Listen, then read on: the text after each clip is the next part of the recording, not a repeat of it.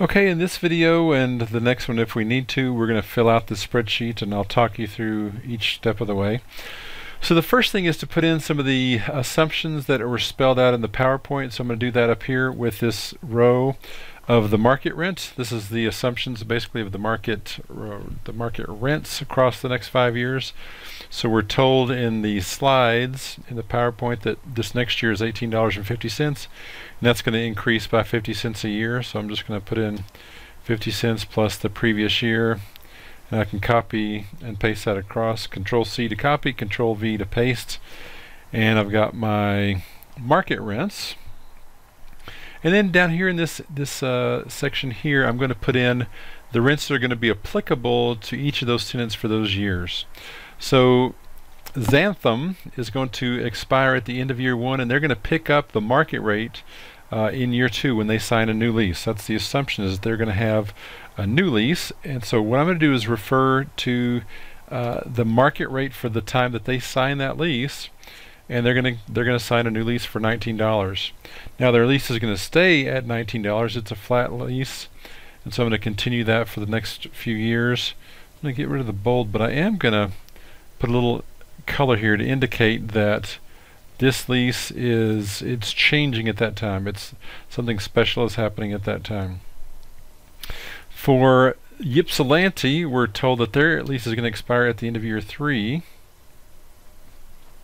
So I'm going to go ahead and put out the next 2 years, and then in year 4 they're going to also reset to the market. So I'm going to refer up to the market rate of 20 bucks a square foot, and then year 5 it's going to be the same. So we're going to have a flat lease. I'm going to get rid of the bold and highlight the special time where they change their lease rates. And then for Zephyr, they're staying at $18 a square foot for all 5 years. So let me just go ahead and copy that across, get rid of the bold, and there's nothing to highlight there because their lease is set for all 5 years. So we've got the leasing assumptions in, and so now I can go over here to the cash flow projection side and get some more specific dollars that are in here. So for Xantham, I'm going to refer over to their square feet, and I'm going to hit F4 to lock that cell to make it an absolute reference. I'm going to change that in a minute, but I'll show you what I do. And then I'm going to refer to the year 1 rent because we're in the year 1 column. I'll refer back over to the assumptions where the year 1 rent is, hit enter, and I can copy them all the way across, and that's going to work. It's just going to take Xantham square feet, multiply it by the appropriate year's rental rate. Now what I'd really like to do is copy this down now to Ypsilanti and Zephyr, but my absolute reference is going to mess things up. So I'm going to change this reference not to be locked on cell B6, but I want it to stay in column B. So to do that, I'm going to toggle through and just make sure I have a $ in front of the B. So if I hit F4, that changes what the absolute reference is, whether it's locked row, locked column, or locked row and column. Right now it's a floating reference, it's a relative reference. So I'm going to go ahead and hit F4.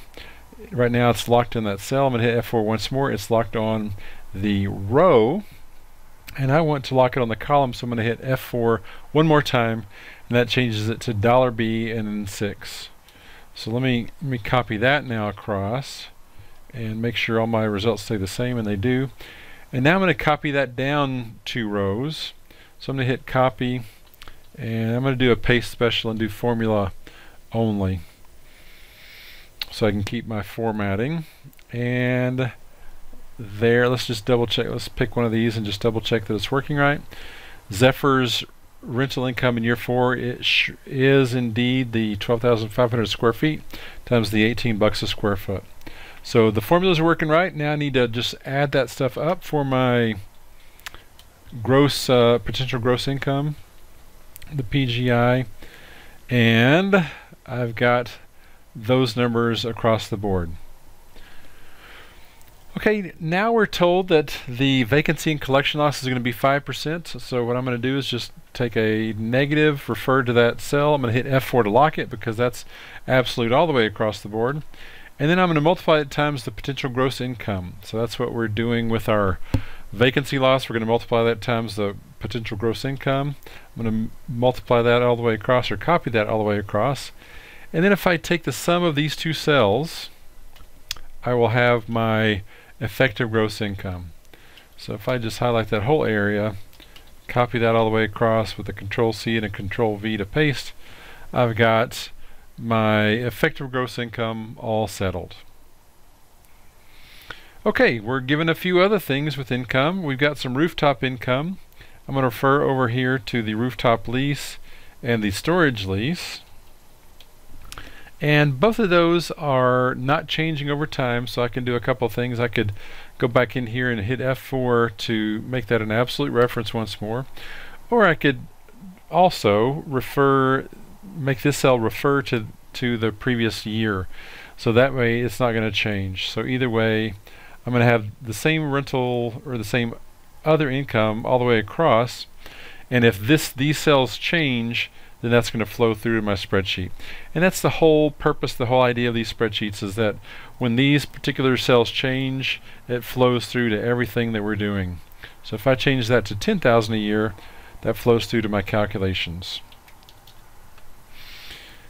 And then for the last thing for income, we're just going to add up the other income all the way up to the effective gross income. And if I again copy and paste that, Control-C to Control-V, I get that as my total income for the property, and we are good on the revenue side. Moving on to the expenses, we're again given a lot of information over here. We've got the first year's expenses, and we also are given the operating expense inflation. So for the first year, I can just refer over here to these inputs, and I'm going to go ahead and copy that down, these first few cells. The management fee is a little bit different. It's equal to 4%, so I'm going to again refer to my assumptions.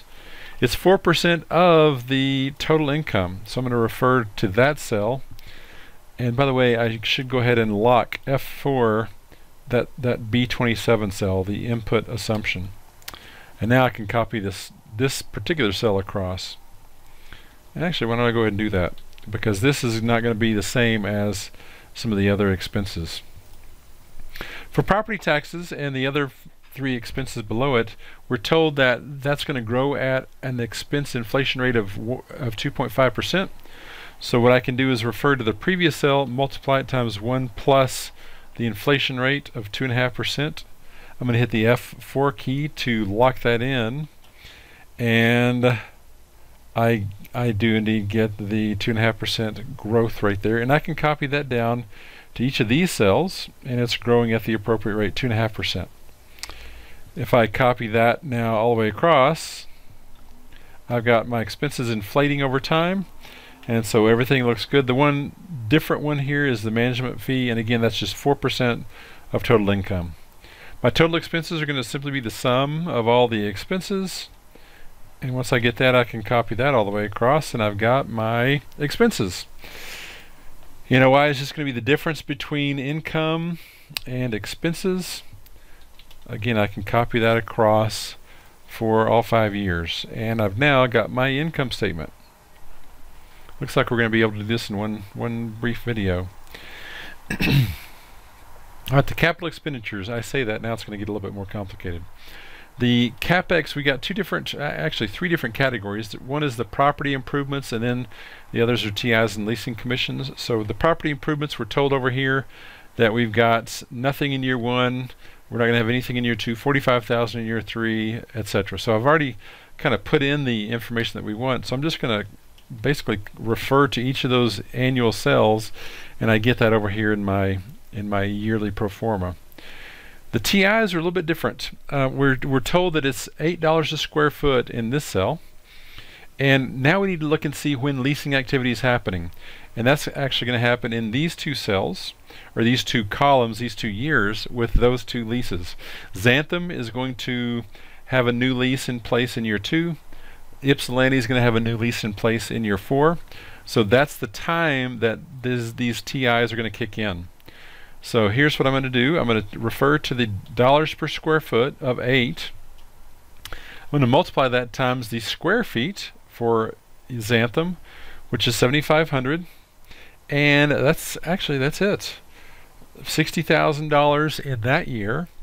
And then in year 4, we're going to have a similar type of calculation where we multiply $8 a square foot times the square feet for Ypsilanti, which is $10 a square foot. So I've got $80,000 that year. Now again, that's going to change if I change this input. That reflects in my cash flow numbers. So that's always a good thing in the spreadsheet, where you can change assumptions and it reflects in the results or the output of your spreadsheet. Last thing is the leasing commissions. That's going to be 5% of the total rents for those new spaces. And we assume that all leases are 5 years. So I'll again use a formula here. I'm going to refer to the 5%. I'm going to refer to the square feet.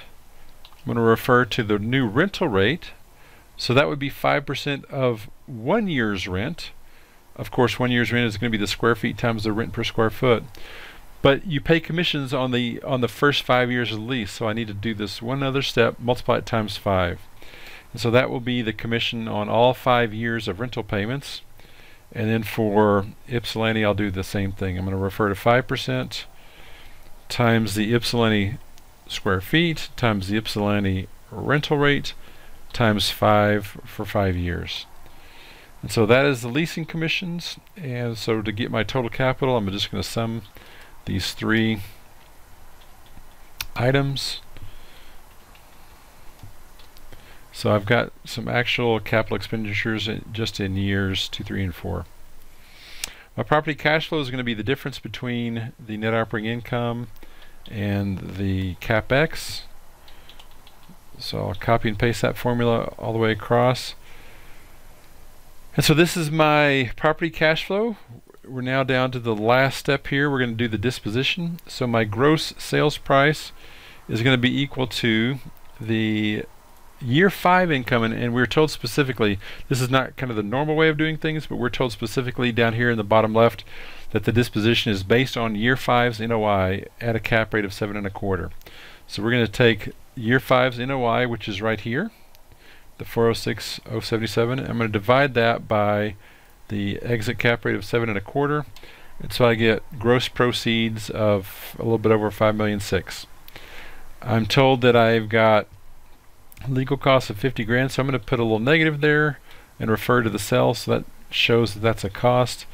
I've got selling commissions. It's going to be 4% of the gross sales price, so I'm going to refer to the sale of with the selling commission. Also refer to the sale that has the gross sales price, and I've got a commission amount of 224 grand. My net proceeds is going to be the sum then of these 3 sales.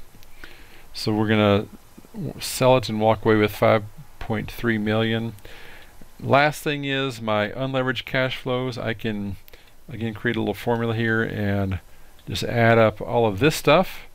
Of course, for years 1 through 4, that's all 0. Oh no, this isn't a good formula as I look at year 5. What I really want to have is this plus that. So if I do that all the way across and then look in particular at year 5, I can see that I am indeed adding up the 2 appropriate cells. So these are my cash flows, and from there I can get IRRs and NPVs and other kind of metrics. Let's just real quickly, oh actually we'd have to assume some sales prices. So we can do other things once we have this one boiled down set of cash flows for the property. So this is how you get there with the spreadsheet, and hopefully this helps you out. We'll see you next time.